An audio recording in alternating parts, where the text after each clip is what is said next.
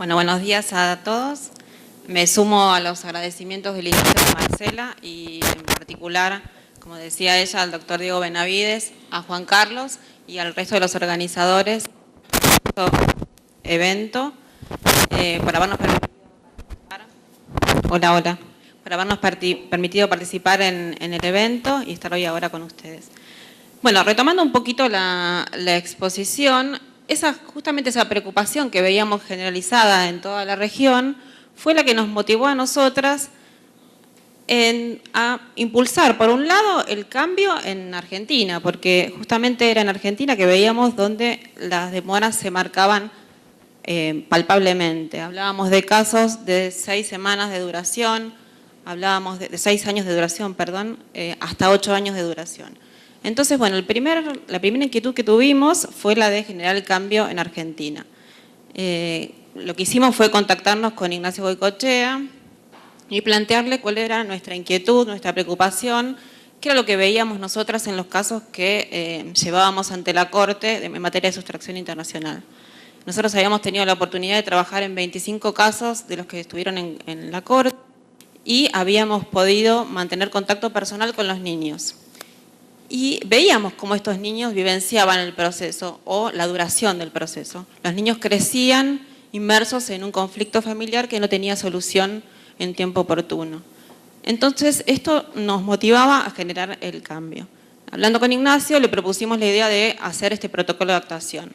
El protocolo de actuación se realizó, se aprobó, como decía Marcela, este año y, bueno, se han visto los primeros casos, algunas ventajas o cambios en materia de aceleración de los procesos. Es muy reciente, todavía no tenemos un pantallazo general, pero aparentemente estaría generándose el cambio. La segunda inquietud que nos generó esta preocupación general era ver qué pasaba en la región.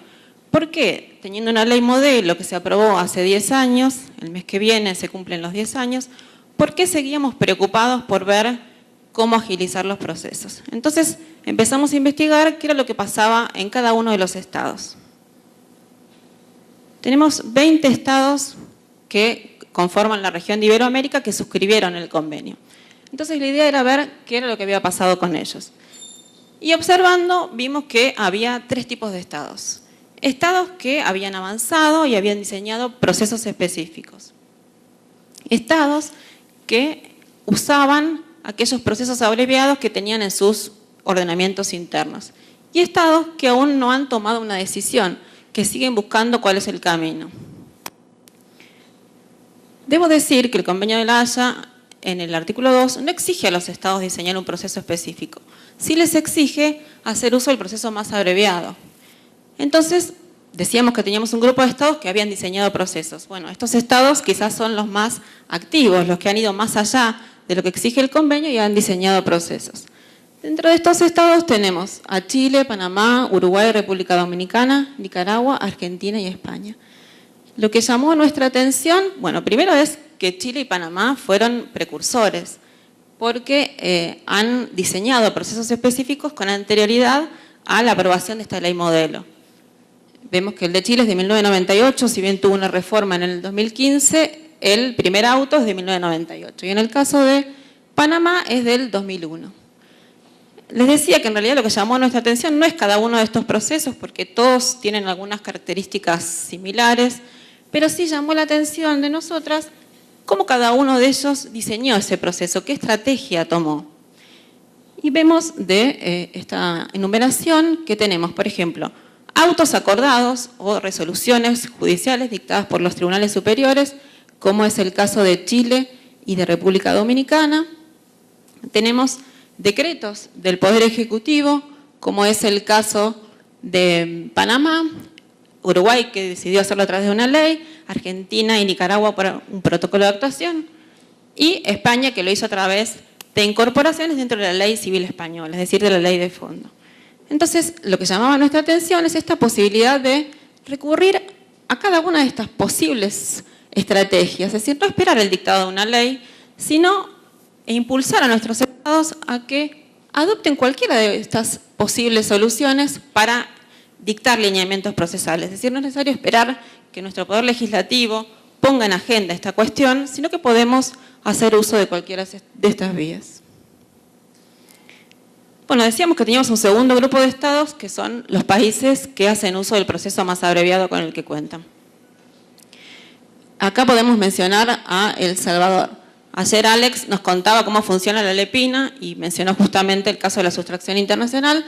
Ellos hacen uso de un proceso abreviado que está regulado en el artículo 230, que si bien no está previsto específicamente para los casos de sustracción internacional, ellos, por interpretación armónica y analógica, lo utilizan de forma uniforme en todo El Salvador para los casos de sustracción internacional.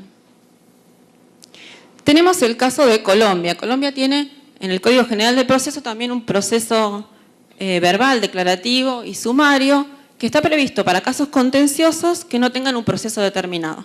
Entonces, en Colombia se hace uso de este proceso que tiene una duración de 2 meses para dar trámite a los casos de sustracción internacional. Y tenemos el tercer grupo de estados en el que nosotras incluimos a Costa Rica, que si bien no tiene un procedimiento aún vigente y específico para los casos de sustracción, en Costa Rica tienen principios que emergen del Código de Niñez y Adolescencia, que pueden ser invocados, de hecho son invocados en las sentencias. Tienen una circular que fue aprobada en el 2014 que regula un protocolo de actuación para las comunicaciones judiciales directas y tienen en el proyecto de Código Procesal de Familia ya previsto un proceso específico para los casos de sustracción internacional. Es decir, que cuando se apruebe este proyecto de Código Procesal, Costa Rica podrá integrar aquel grupo de estados que ya tienen un proceso específico para estos casos. Podríamos decir entonces que es un país que está en camino a resolver la situación. Bueno, lo que observábamos también es que todos aquellos estados que ya han encontrado una solución, ya sea diseñando un proceso o aplicando el proceso más abreviado que tengan en sus estados, han tenido experiencias positivas. Es decir, se advierte, como decía en el caso de Argentina, que cuando empiezan a funcionar estos procesos ya diseñados o los abreviados, los procesos marcan el cambio y marcan el acercamiento a la resolución del caso en un plazo razonable. Quizás no el deseado de 6 semanas que prevén los convenios o 2 meses, pero sí un plazo mucho más razonable que este que mencionábamos de 1 año, 2 años, o como en el caso de Argentina, 3 años y más. Creemos que aquella idea de celeridad que estaba vigente en el convenio de La Haya de 1980 sigue tan vigente hoy a más de 30 y pico de años. Es decir, debemos seguir insistiendo en nuestros estados en lograr el cambio. De la enumeración que hacíamos, vimos que tenemos 20 estados que suscribieron el convenio y solo la mitad de ellos tienen una solución clara. ¿Por qué es importante buscar una solución común o uniforme? Porque estos casos de sustracción internacional necesariamente vinculan a 2 estados. Tenemos un estado que es requerente y uno requerido. Entonces, es necesario que todos tengamos una solución prevista, porque según sea el estado que me toca como requerido o requerente, yo voy a tener una tramitación diferenciada. Todos, entiendo, partimos de la idea de que la excesiva duración de los procesos implica una denegación de justicia, que debemos insistir, como decía, en la idea de urgencia y celeridad para proteger a estos niños que se ven afectados por una conflictiva familiar internacional. Y esta idea de celeridad no debe ir sola, debe ir acompañada con la idea de debido proceso. Porque si hacemos las cosas rápido, muchas veces hacemos las cosas rápido y mal. Entonces no debemos olvidar el derecho de defensa de la otra parte ni el debido proceso. Por eso es importante fijar pautas claras.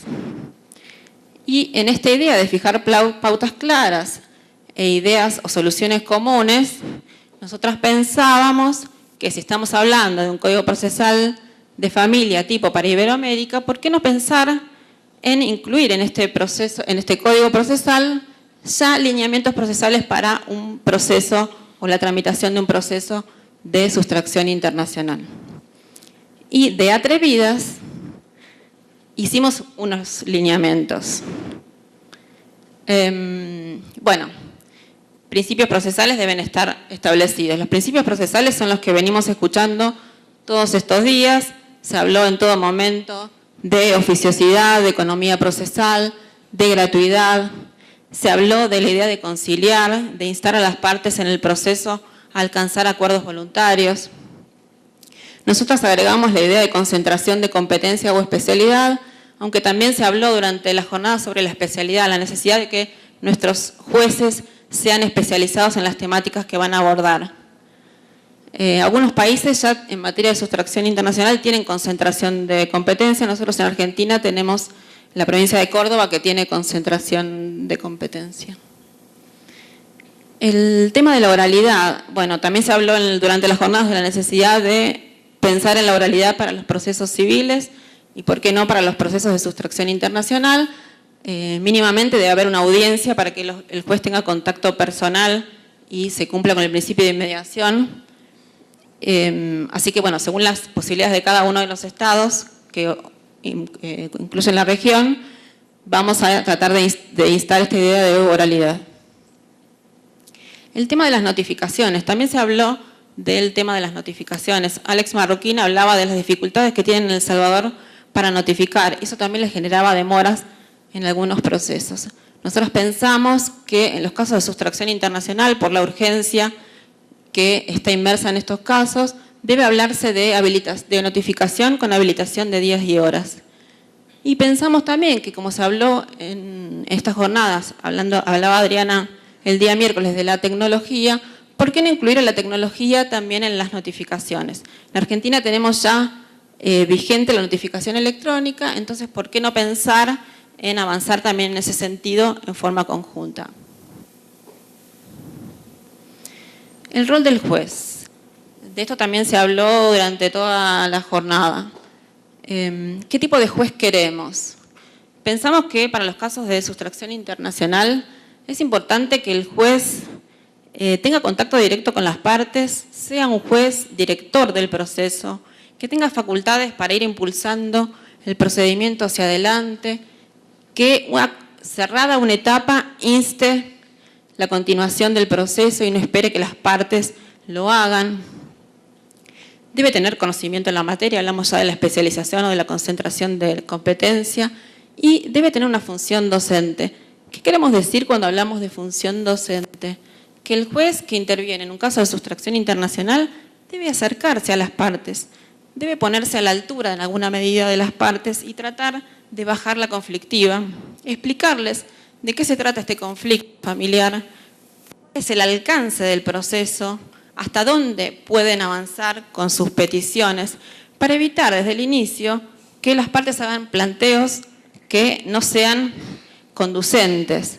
Entonces pensamos en que es importante que este juez sea un juez docente, que hable con lenguaje sencillo, claro, para que las partes puedan entenderlo y les explique desde el inicio cuál es el objeto de este proceso. Bueno, en cuanto al procedimiento en sí mismo, también decíamos el primer día que no podemos hablar de reglas fijas, sino de principios generales. Entonces nosotros pensamos que mínimamente debemos establecer en este código tipo algunos lineamientos que debe tener en cuenta el juez cuando dicta el primer pronunciamiento. Es importante que el juez que dicta un primer pronunciamiento en un caso de sustracción internacional ya adopte desde el principio todas las medidas cautelares tendientes a asegurar, primero, que el niño no sea trasladado nuevamente, es decir, medidas cautelares que impidan la salida del país o la innovación en el domicilio. Y después también medidas tendientes a lograr el restablecimiento del vínculo del niño con el progenitor que quedó en el país de residencia habitual. Nosotras observamos en la totalidad de los casos en los que intervenimos que el niño pierde absolutamente contacto con el progenitor que queda en la otra región o jurisdicción. Y luego es muy difícil reconstruir ese vínculo, sobre todo cuando los casos son tan excesivos. Hemos tenido en Argentina casos en los que se tuvo que iniciar un proceso de revinculación para que el chiquito volviera a mantener contacto con su progenitor, porque habían pasado más de 7 años sin que ellos tuvieran ningún tipo de vinculación. Por eso entonces insistimos en que es necesario que el juez, ya en el primer pronunciamiento, se ocupe de encaminar esta situación. Bueno, en cuanto a las excepciones, sabemos que las excepciones van a ser únicamente las previstas en los convenios. No podrán habilitarse ninguna otra excepción. Hablamos de oralidad y de audiencia. En esa audiencia que se prevea, el objetivo va a ser mantener contacto personal con las partes y con el niño en forma también directa. ¿Con qué objetivo? El que decíamos, intentar que las partes alcancen un acuerdo.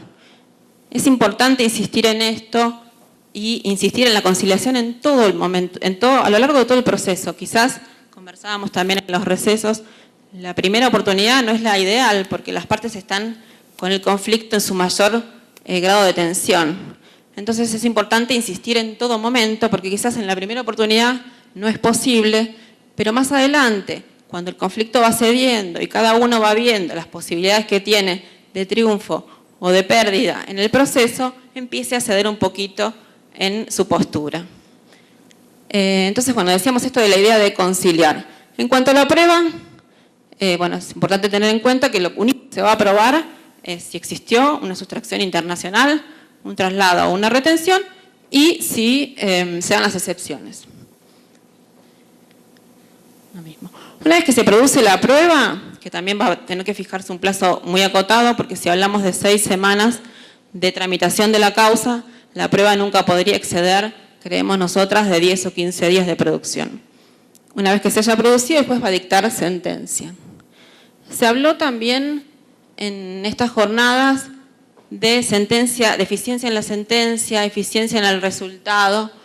Decía Aida Kelmelmacher que el juez no puede ser indiferente al resultado. Entonces nosotros pensamos que con esas ideas debemos instar a que nuestros jueces dicten sentencias integrales. ¿A qué llamamos sentencias integrales?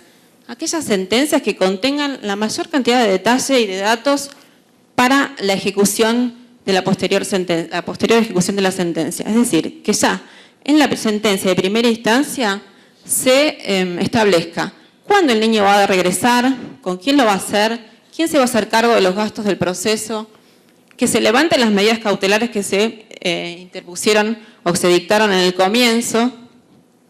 Y también es importante que se tomen los recaudos necesarios para garantizar no solo el regreso seguro del niño, sino también del progenitor que fue catalogado como sustractor. En la mayoría de los casos que vimos, y también lo conversábamos hace un rato, el progenitor sustractor tiene una causa penal iniciada en la otra jurisdicción. Y eso hace que muchas veces se amparen en eso y digan que no pueden regresar porque si regresan van a ser privados de la libertad. Nosotras por eso insistimos en que es necesario que el juez adopte medidas tendientes a garantizar también el regreso de ese progenitor, coordinando con el juez de la otra jurisdicción las medidas adecuadas para que esto sea así, que no haya sorpresas al regreso. En cuanto a la segunda instancia y a la ejecución de la sentencia, en la segunda instancia los plazos también deben ser acotados, porque si no, lo que veíamos es que todo el avance que tenemos en la primera instancia con plazos acotados se pierde en la segunda instancia. En cuanto a la limitación recursiva, bueno, nosotros marcábamos en el comienzo que la mayor duración de los procesos se daba en aquellos casos que se habilitaron todas las vías recursivas. También se habló de esto en las jornadas. Había una tensión entre si permitíamos la casación o no en materia de familia. Nosotros en Argentina no tenemos casación, pero sí tenemos la posibilidad de que estos casos sean revisados por la Corte. Y cuando tenemos esta habilitación de esta tercera instancia, a la que podríamos llamar, los casos se demoran. Entonces, ¿por qué no pensar en aquello que decía la ley modelo de un único recurso? En cuanto al efecto, nosotras proponemos el efecto suspensivo del recurso de apelación, porque el devolutivo, al estar en juego la vida de un niño que va a ser devuelto o no devuelto, nos parece por ahí imprudente hablar de efecto devolutivo y que el niño vaya y venga con el cumplimiento de la sentencia. En el caso, bueno, nosotros marcamos nuevamente esto de que en la segunda instancia también podemos hablar de conciliación. Por esto justo que decía hace un ratito, que a veces el conflicto va cediendo y ya con una sentencia de primera instancia dictada, ya tenemos un panorama de cuál es nuestra suerte en el proceso y por ahí algunos cede un poquito.